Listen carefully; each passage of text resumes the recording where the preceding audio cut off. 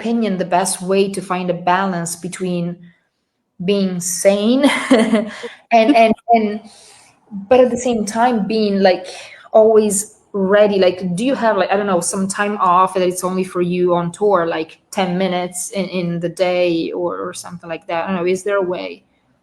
Um, well, I definitely try to get enough sleep each night, and yeah, our schedule does allow for that. So we'll usually be on the bus by 12:30 or 1, and then we'll have a long, so we don't really start until 9 a.m. the next day. So there is time to have to get 8 hours a night. I think that's important. So, but honestly, I don't really have any tips about that. I think you just gotta really Yeah, love yeah, no, but this sleep is job. great. I mean, I interviewed musicians on this podcast, and like singers, and like, what's the best way for you, like, to be sane and to perform well? And everyone said sleep. So it's something that I'm seeing this like recurring. Do you always like go in your bunk and then fall asleep and wake up like 8 hours later, or is it some type of trouble sleep? Or I mean, not just about yourself, but also the people that you've worked with.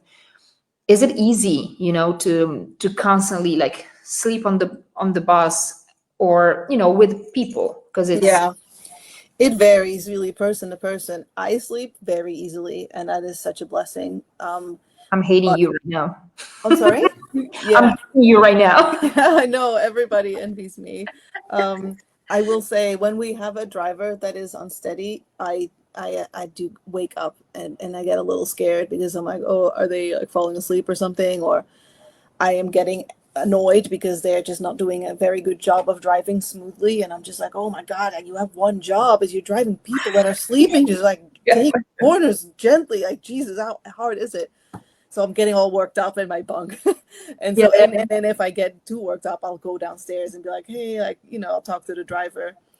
But yeah, generally, when it's a good driver, I have no problem sleeping. I do wear earplugs because there might be some noise in the bus, or yeah, some of the buses, they have like squeaky walls that you Oh, can yeah, hear, yeah. that are super annoying. I I started doing this a couple years ago, but I bring like a string of Christmas lights into my bunk that I put on with tape, and it's a much nicer lighting than the standard bunk light. So that's like a thing that I put in my bunk to make it nice, and I bring a couple Polaroids of my husband and our cats that I put in the wall.